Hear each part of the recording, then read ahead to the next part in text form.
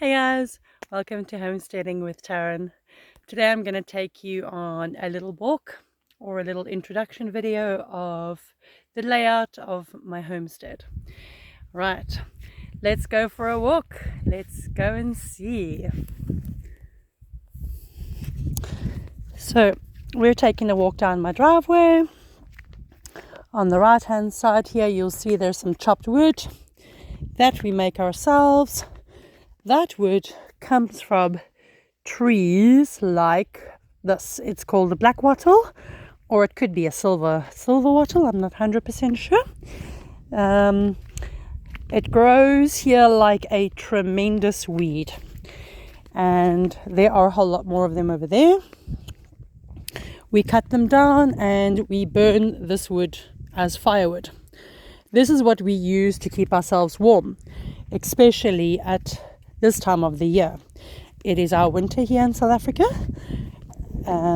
It is colder here in the Western Cape than perhaps in other parts of South Africa. We are closer. We're about 400 kilometers from Cape Town.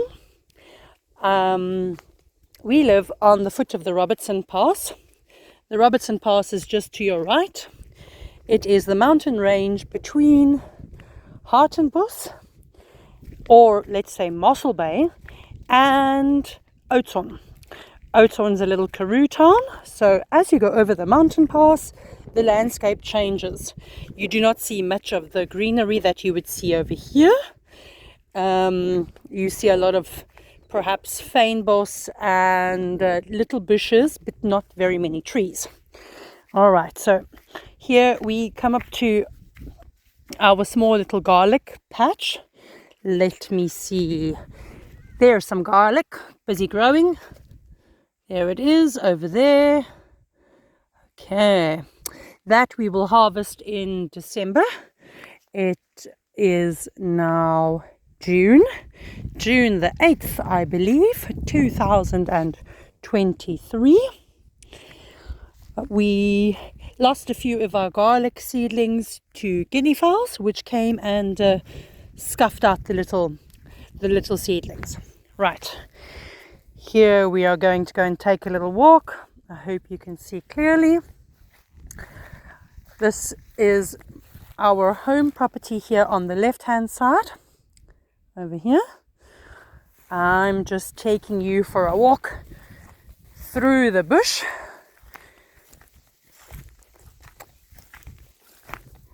Straight ahead of us is our neighbor. He has got macadamia nut trees growing over most of his farm. He also has a few sheep. All right, here we go. We are going for a walk through long grass. Here on the left hand side is our homestead.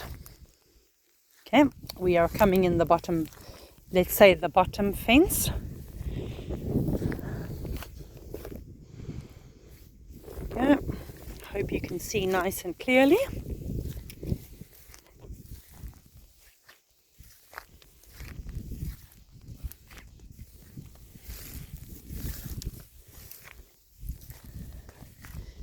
There is a possibility that we might take this walk in the rain. It is already drizzling a little bit. I'm not sure if you can see the clouds busy building up over there on the horizon. We have had a lot of rain last night. Absolute farmer's dream. We love the rain for all the animals and the growth on the farmlands. It's very, very, very rewarding for us who live here in the country. Right, here we come to my gates. We are going to go in here.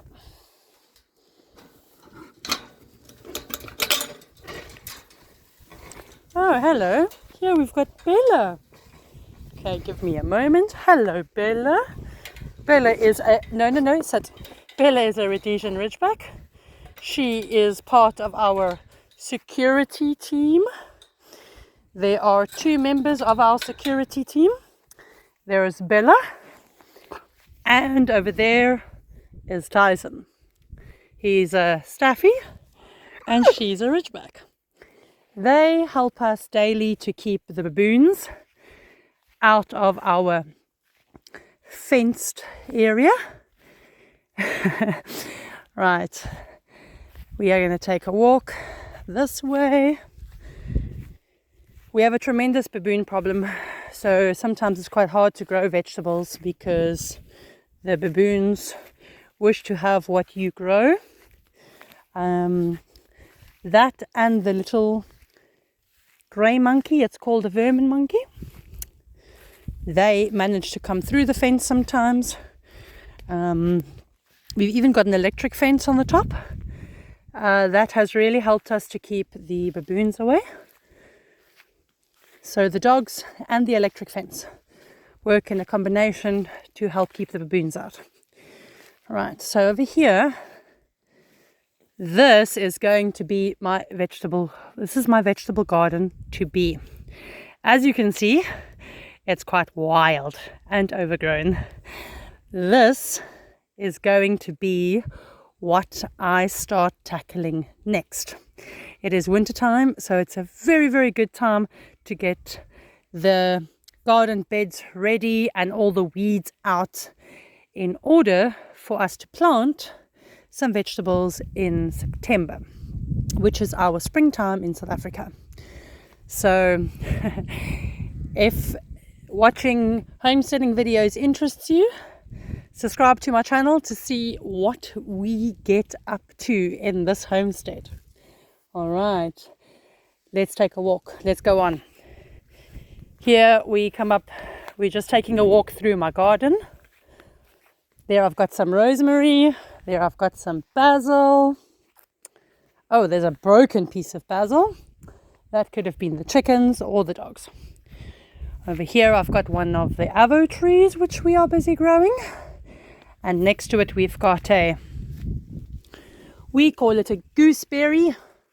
In Afrikaans it's called an appelleafie. It's a tiny little yellow berry which has got quite a citrusy flavor. Actually very, very nice and tasty. It's got a zesty flavor to it. Right, and there's another avo tree. This is our housey. This housey we built almost by ourselves, so we did have a few helping hands. I'm gonna come around so that I can take a better shot for you. Okay, that is our front deck or porch. There we go. There's a fireplace. We love to make fire. We use it for cooking over there, and then we have a fireplace on the inside which we use to keep warm.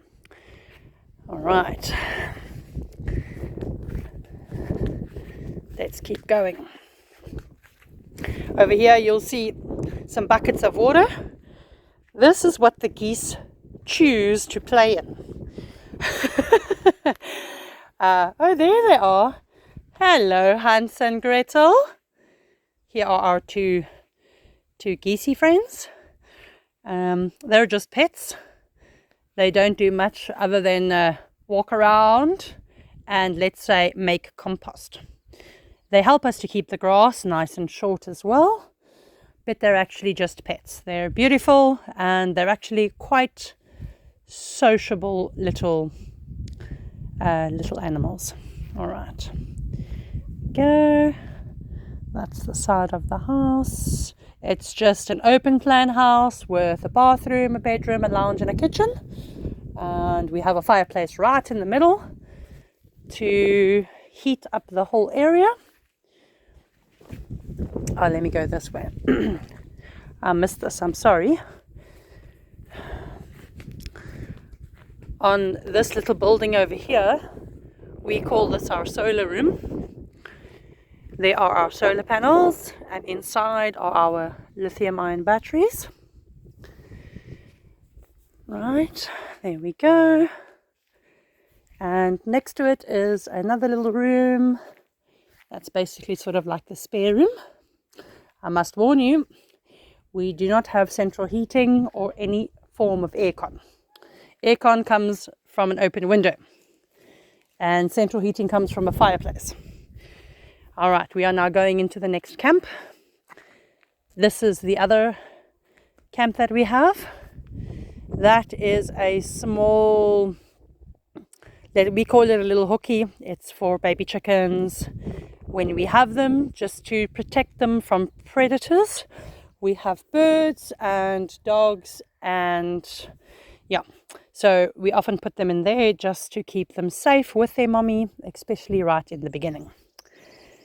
That over there is a greenhouse to be. It's not quite finished, but we're almost there.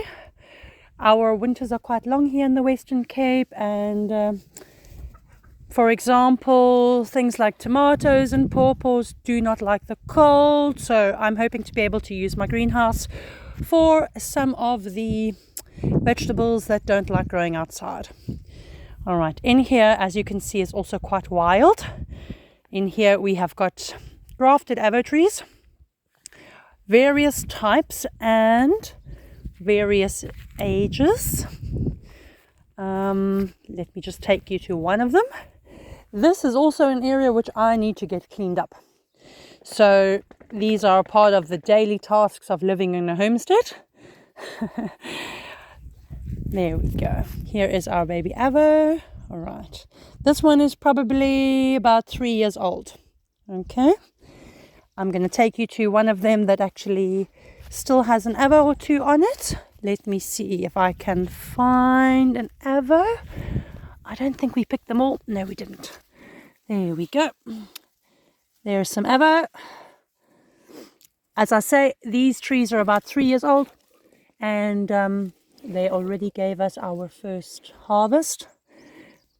There's quite a few still on here, probably at least maybe 12 avos hanging on this tree. They're not too big, but they're absolutely delicious. All right. There we've got Bella and Tyson. They're part of our security team. There we have a water tank. All right. And here on our homestead, our water comes solely from the rain. We catch the water in water tanks, one off the garage roof and one off the house roof. We then pump it up to a header tank, which is up on top of the driveway, basically where we started our walk. And from that header tank, it gravity feeds all the way down to the house. So we don't use a pump in order for water to come out of the taps. We only have solar power for electricity. So we are what you would call semi-self-sustainable. So this homesteading channel is going to be about the daily lives of living in the country, and my next task is to actually be able to see how much food we can actually grow for ourselves. I'm talking about onions and carrots and spinach, tomatoes, potatoes, all your basics. If I have extra vegetables or produce available, my intention is then to sell it, and that would enable us to then perhaps buy sugar or rice, or so come and join me on my channel to see what we get up to, and to see if I can I do it? Can I grow enough food for us? Can I grow enough fresh food for us to not have to buy it from the supermarket? Lettuce, onion, carrot. Let's see. So to be continued. Come and join me to see what I get up to on a daily basis in South Africa, in a little village called Rooibosch in the Western Cape of South Africa. Until next time, see you later.